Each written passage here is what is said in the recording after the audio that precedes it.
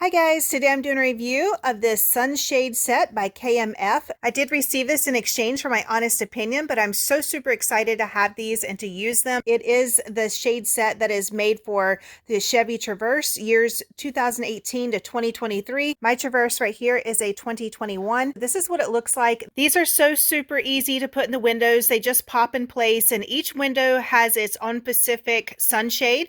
So I'll go ahead and give you a look around here in the car.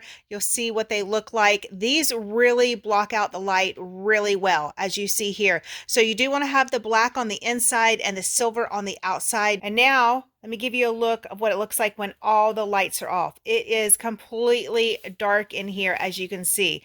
I mean, really super dark in here. So these do a great job at blocking out all the light. These are great for if you're going camping in your Traverse or if you just want to block out the sun for whatever reason. It also comes with this bag to store your sunshade for the windshield and this bigger bag to store all of your sunshades in.